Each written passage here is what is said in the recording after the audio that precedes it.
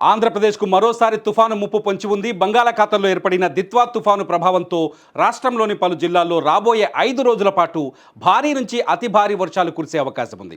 ముఖ్యంగా దక్షిణ కోస్తా, రాయలసీమ జిల్లాలపై దీని ప్రభావం తీవ్రంగా ఉంటుందని వాతావరణ శాఖ హెచ్చరించింది. ఆదివారం నాడు కొన్ని చోట్ల 20 సెంటీమీటర్ల కంటే ఎక్కువ వర్షపాతం నమోదయ్యే అవకాశం ఉండడంతో రెడ్ అలర్ట్ జారీ చేశారు. నైరుతి బంగాళాఖాతంలో ఏర్పడిన తీవ్ర వాయుగుండం బలపడి తుఫానుగా మారింది. దీనికి యమన్ దేశం నుంచి దిత్వా అనే పేరు ఖరారు చేశారు. ప్రస్తుతం ఇది శ్రీలంకలోని బట్టికా లోవకు 20 కిలోమీటర్లు, పుదుచ్చేరికి 520 కిలోమీటర్లు, చెన్నైకి 620 కిలోమీటర్ల దూరంలో కేంద్రీకృతమై ఉంది.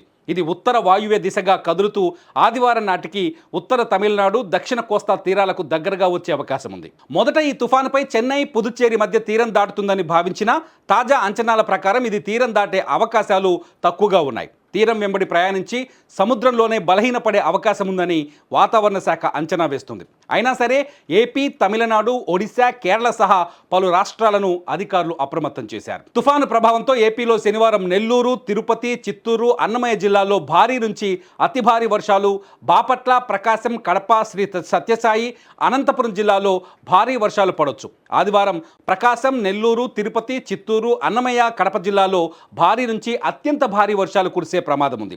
బాపట్ల, గుంటూరు, పల్నాడు, నంద్యాల జిల్లాలో అతి భారీ వర్షాలు, ఎన్టీఆర్, కృష్ణా, ఉభయ గోదావరి, అనంతపురం, కర్నూలు జిల్లాలో భారీ వర్షాలు పడవచ్చు. ఈ మేరకు రెడ్ అలర్ట్ జారీ చేశారు. అలాగే సోమవారం కృష్ణా, ప్రకాశం, బాపట్ల, గుంటూరు జిల్లాల్లో భారీ నుంచి అతి భారీ వర్షాలు, గోదావరి జిల్లాలు, పల్నాడు, రాయలసీమ జిల్లాలో భారీ వర్షాలకు ఆస్కారం ఉంది. శుక్రవారం సాయంత్రం నుంచే తీరం వెంబడి బలమైన గాలులు వీస్తాయని, శనివారం, ఆదివారాల్లో గంటకు 80 కిలోమీటర్ల వేగంతో ఈదురు గాలులు వీచే అవకాశం ఉంది. మత్స్యకారులు సోమవారం వరకు వేటకు వెళ్లకూడదని అధికారులు హెచ్చరించారు.